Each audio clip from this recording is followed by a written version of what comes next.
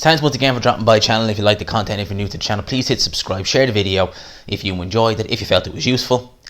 Now let's get into this. So, literally, right, the other night, I recorded the video. I just finished editing it, and then word announced this. So basically, the video I done was the possibility of Canelo Alvarez facing Avni Yildirim for the WBC, the vacant WBC super middleweight title, in the wake of Dave Benavidez getting stripped of his title from missing weight. Now, the reason basically I was saying the possibility of that fight is because I thought Canelo might throw his name into the hat, but I knew Callum Smith was there, I knew Benavidez might try and get it again. So I kind of just recorded it as is, just basically saying, you know, possibly Canelo, but possibly Smith. So basically I was about to upload it, and this has happened before, and then word announces that WBC have now ordered Avni Yildirim versus Canelo Alvarez for the vacant WBC 168-pound super middleweight world title. I'm not surprised. You know, the minute I heard Benavidez was getting stripped, well, the minute he missed weight and he got stripped, I kind of thought to myself, do you know what? Team Alvarez are going to make a play for that fight. They want that title. You see, they have a regular title at 168, but they want a real, legit world title at 168. Canelo Alvarez is the darling of the WBC. You know, he is their poster boy. The WBC love Canelo.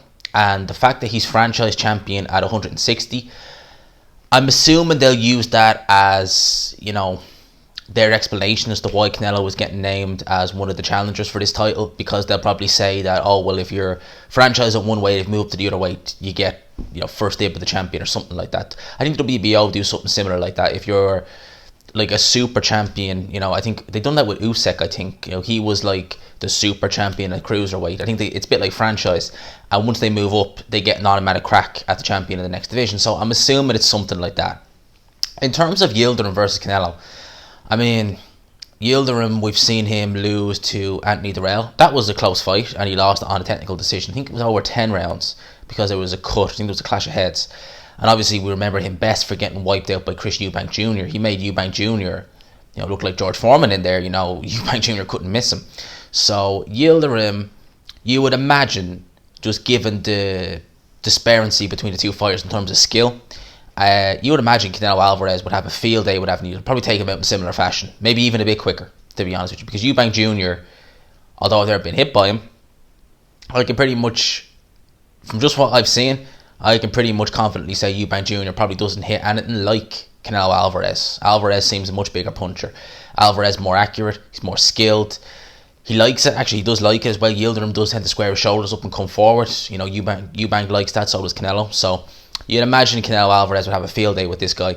I think that this is the opponent that they want.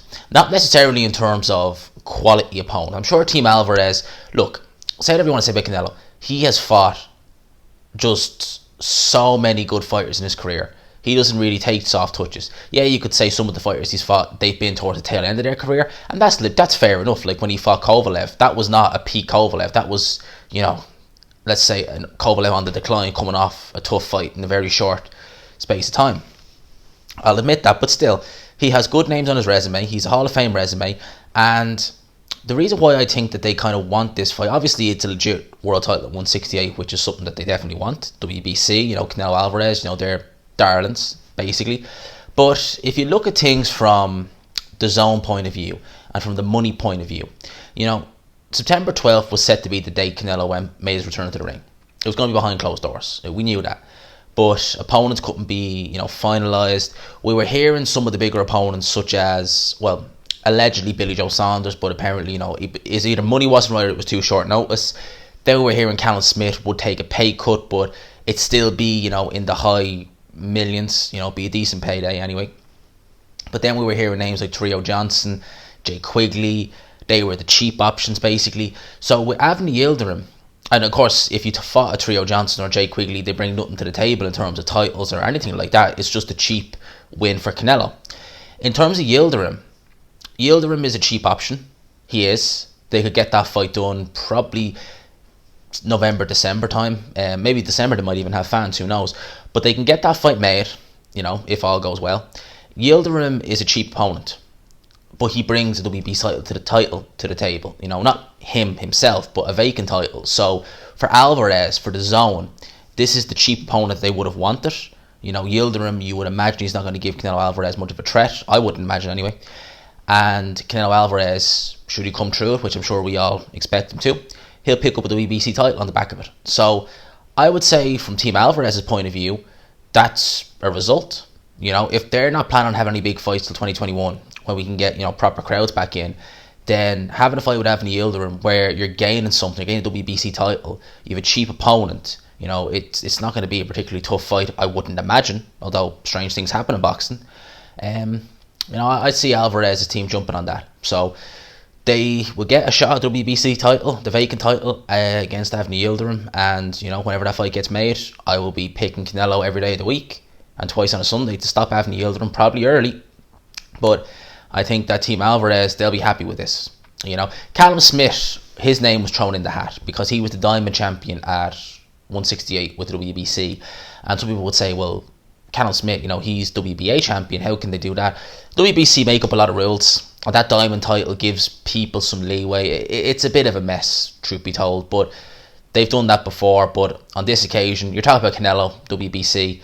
They were always going to do this. So, you know, let me know your thoughts down below. Do you think that this fight could be a bit more competitive than maybe I'm giving it credit for? I'm just going based on what I see. I think Avni Yildirim will get lit up against Canelo. I think Canelo will absolutely, he'll find it harder to miss Avni Yildirim, I think, than he will to hit him. He'll find it harder to miss Avni Yildirim than I think to hit him. So yeah, those are my thoughts on this. Let me know yours down below. I hope you enjoyed this video. If you did, please leave a like, subscribe, of course, if you are new to the channel. And as always, people, I will talk to you.